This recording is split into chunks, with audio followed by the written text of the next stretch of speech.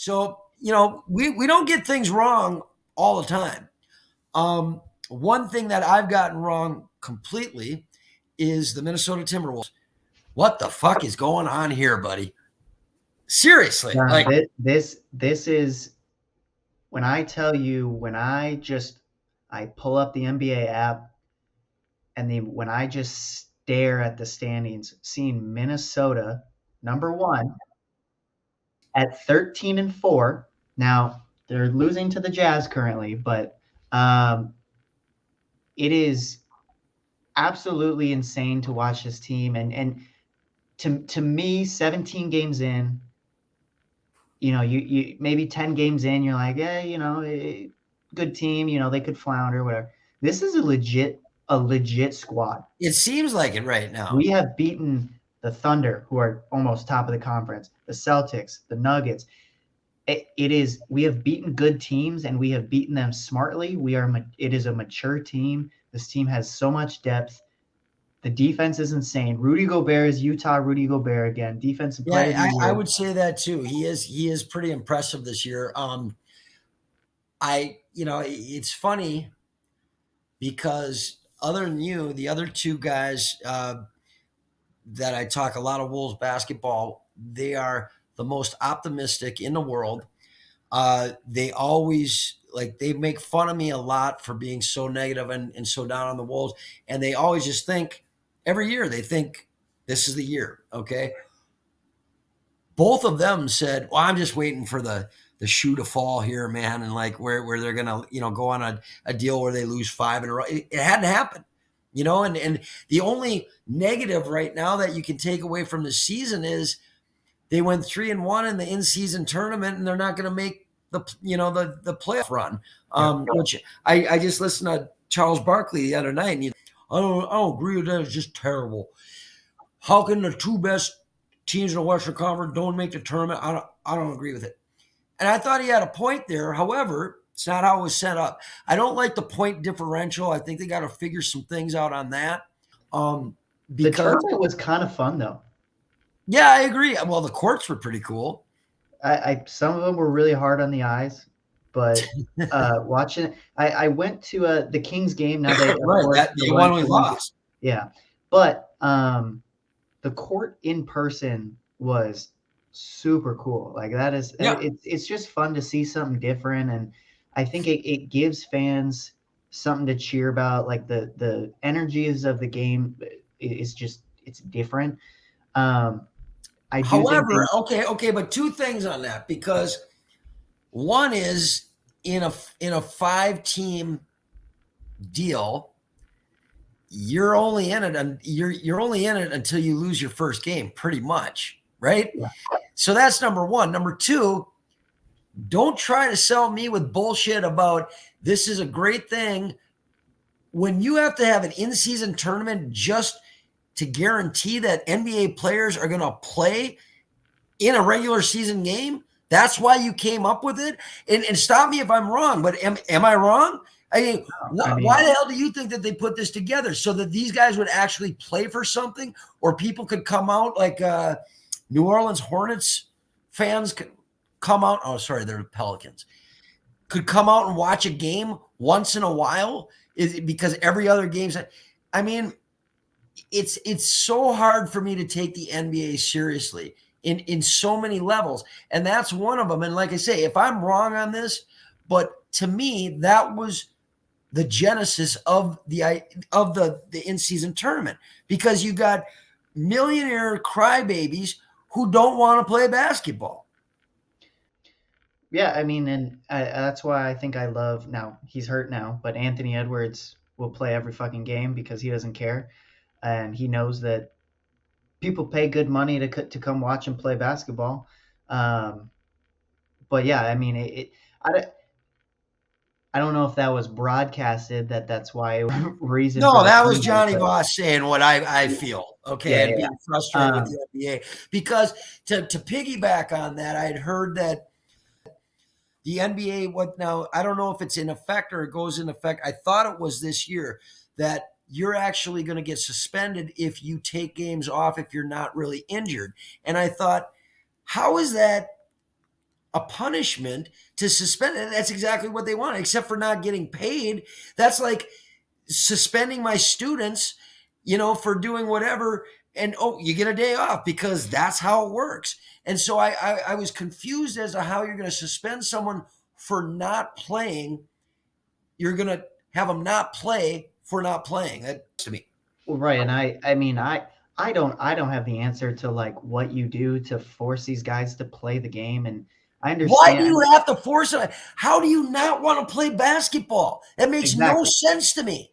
exactly, and I I just think it's interesting, and I know the game of baseball is different from basketball, but when the season is doubled and you've got guys like Marcus Simeon playing every game, and you can't come out and play 82 basketball games when you, for the most part, get days off, 1 or 2 days off in between all these games, man. Like it does baffle me to see you not want to play, and it also just shows me you don't care about the team personally. You Like don't care about the team or the fans.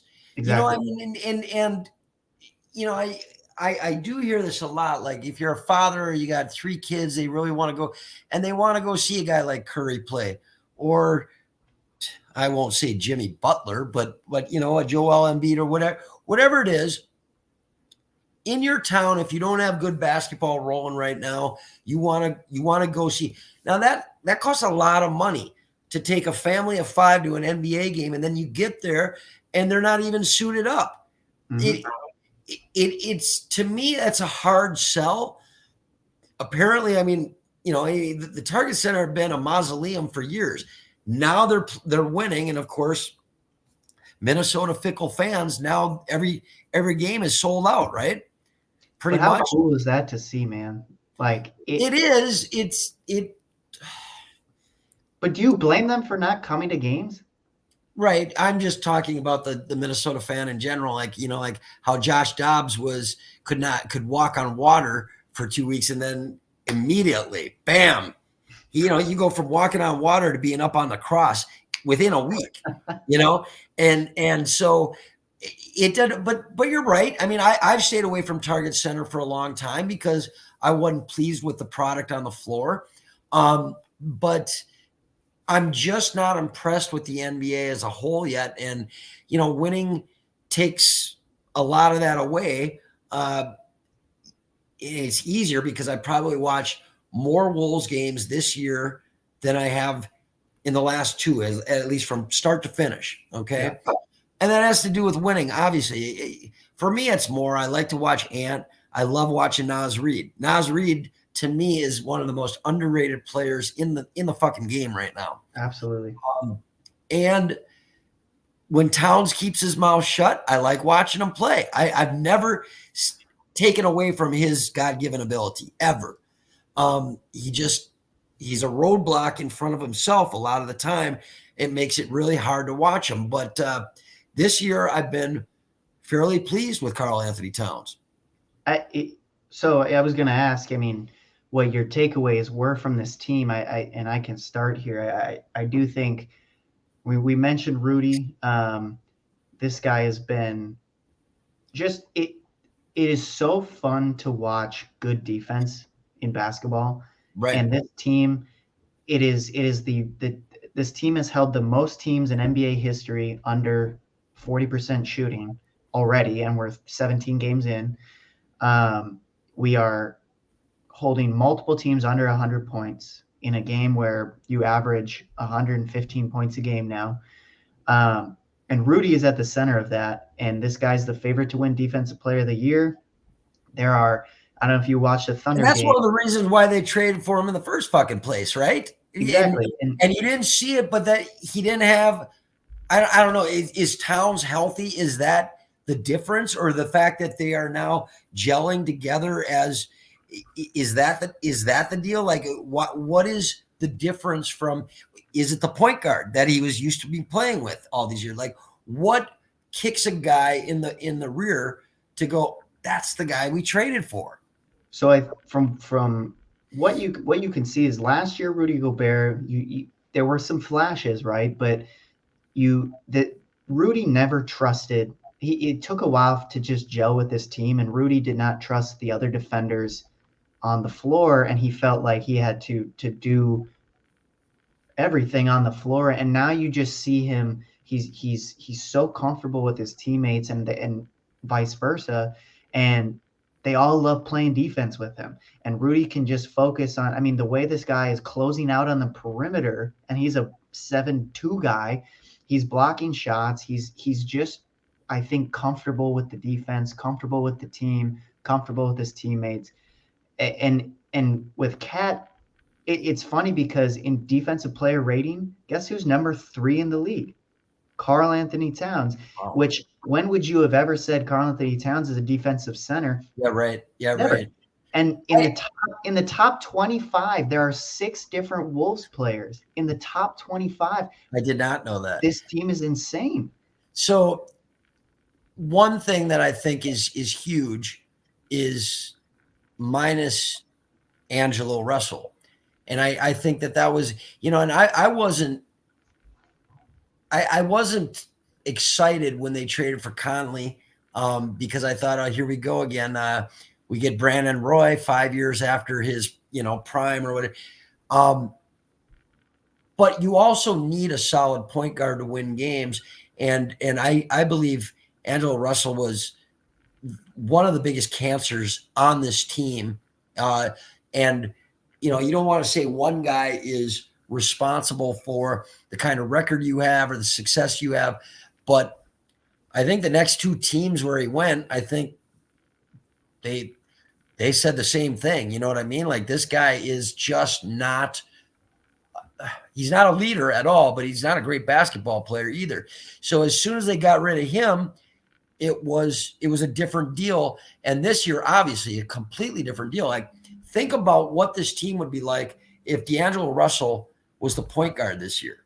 Do you think that you'd be the best team in the Western Conference? Absolutely not. No, because Not even close. it is Mike Conley is exactly what this team needed, not only for Rudy Gobert to unlock, I think, a little bit of the offensive side of Rudy, but just the leader aspect that this team was missing for so long. I think Ant is a leader in the sense of firing guys up, but you need a guy who's just going to direct you in the right way. And a guy who's leading the offense is the perfect one for that. And Conley's such a vet. Um, and he commands the game the right way. And this team would not be where they are without him.